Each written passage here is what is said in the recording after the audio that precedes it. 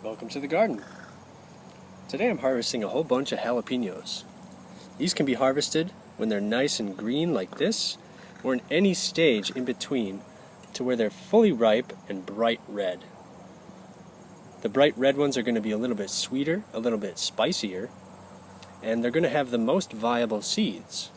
So when we go to save our seeds, we want to pick a nice red fruit. We could use this little one, but something that's full size like this would be a much better option. I learned an incredible trick for cutting jalapenos when I worked at a restaurant. There's a sort of a hexagon shape or a pentagon at the stem. You can see those sides. I like to use those as a guide. You could simplify it, and if we look at this pepper, there's actually sort of a triangular shape. So you just pick your flat side and cut in just past that little green spot. This is going to avoid most of the seeds. So this is going to be actually quite mild. Most of that heat is found in the seeds. You can kind of scooch under that little green part at the top if you have to. And we should just be able to kind of separate the top. Sometimes you do have to follow it down a little bit. But then you get the seeds on a nice handy stem. But then from here, you can split these down into nice strips and then dice those down, or however you want to do it. But we can just grab it by the stem and just start cutting in. So we'll make one there, one there. So this one will take 4 cuts. Then look at how smoothly that separates. So if you don't like the heat of a jalapeno but you love that flavor, this technique should save you.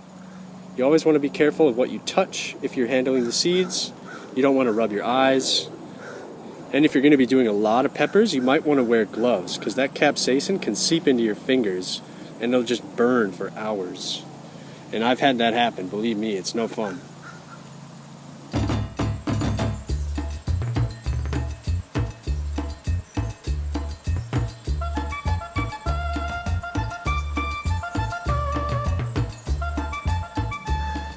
This little trick works so well and so quickly. You can process down a bunch of jalapenos without ever touching those seeds.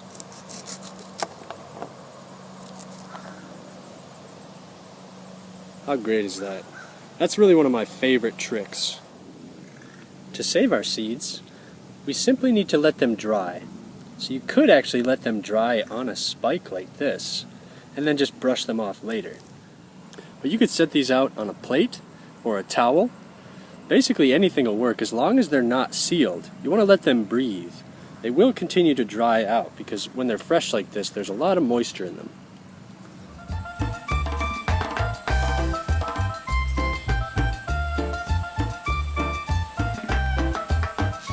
Once they're dry, they look a little bit thinner. They kind of look like seeds in a pepper sauce. But as soon as the seeds are dry, they're ready to plant. I like to use fairly large containers, something like this cup, and we're just going to bury them right below the surface. The rule of thumb for most seeds is you want to bury the seed as deep as it is tall. So these little seeds are just going to get a sprinkling. It's a good idea to plant multiple seeds per pot, just in case one of them doesn't come up or if one of them's a bit stunted. If you're having trouble getting your peppers to germinate, you can try sprouting them on a wet paper towel. You just want to spread out about a handful of seed, and then we're going to get this moist. We don't want it to be soaking wet,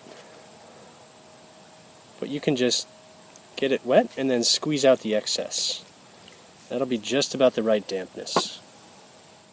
That's the perfect consistency, like a moist towelette. We can just fold this over and straight into a plastic bag that'll keep in that moisture. And you want to keep these warm. That's really the secret.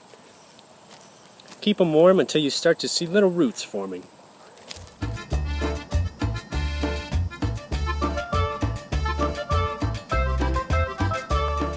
Once you see the little roots, Just plant them out to the same depth that we planted these ones, and they should hopefully start to sprout.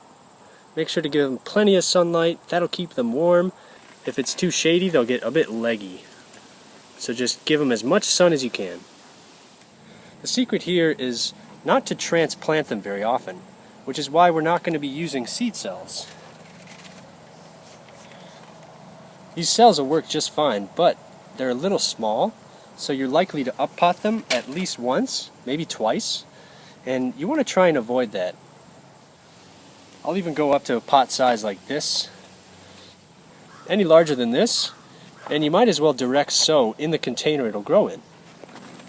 You'll know it's time to transplant them out in the garden when the pepper's about as tall as the container that it's growing in. So these two are both ready to go out into the garden. Peppers don't really need a ton of space, but I do like to give them a large or medium-sized container. Something about this size is actually perfect. It lets the peppers grow nice and tall, but you're not going to be wasting space like you would in a larger pot like this. This might even be able to squeeze in 2 or 3 peppers, but this is actually quite large for a pepper. You could even get away with something like this. This was just an extra pepper. I planted it out and really haven't watered it or fed it, and it's still producing fruit. They get really hungry about midsummer and can really benefit from a healthy feed. I just like to use compost. It's always a good idea to add compost. That'll give your plant a bunch of extra fertilizer. So I'm going to mix this into the soil, but there's a little secret that we can use. When you go to transplant this, the peppers will actually grow roots on the first inch of stem. So we don't want to bury it up to the first leaf, but right about halfway, that first inch or so, it'll help anchor the plant so it doesn't blow over, and it'll actually produce a few roots down here to strengthen the plant. So we'll flip this over in its little cup and just try and tease out that soil. Should see some nice healthy white roots. We'll check our depth. That's just about perfect because we are going to bury a little bit of that stem, just like that.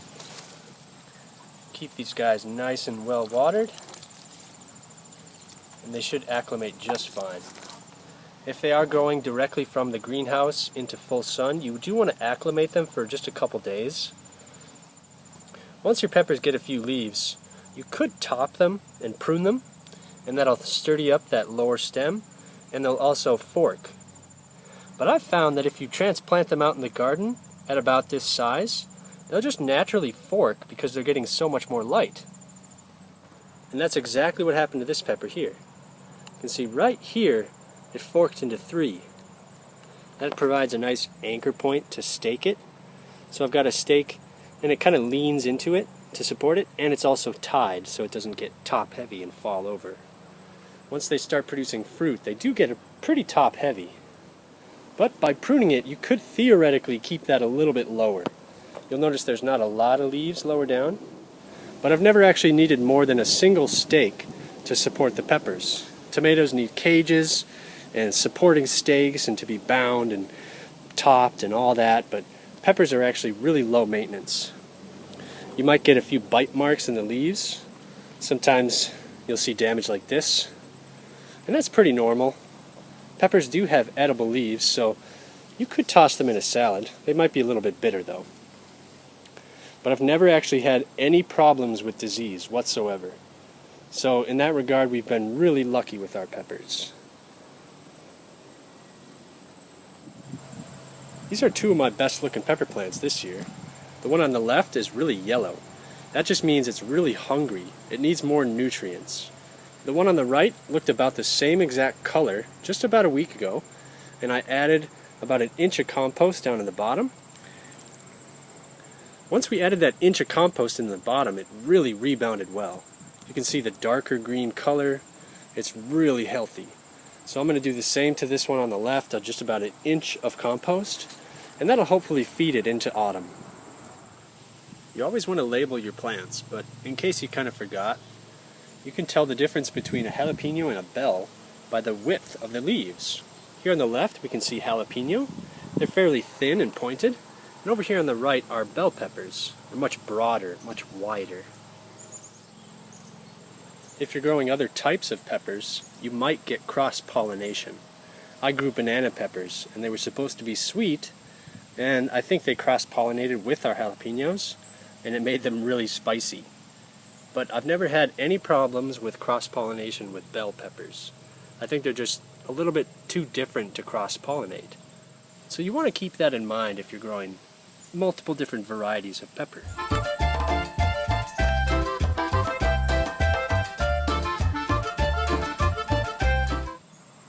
They have nice white flowers with blue pollen. It's actually one of the most interesting things about these.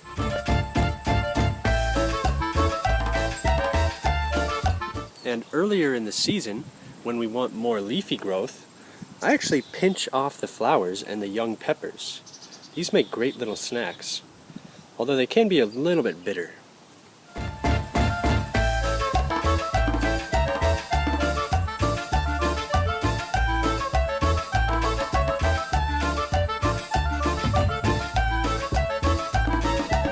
Now, to preserve your jalapenos, you could freeze them raw, or you could saute them first, fire roast them, and then freeze them.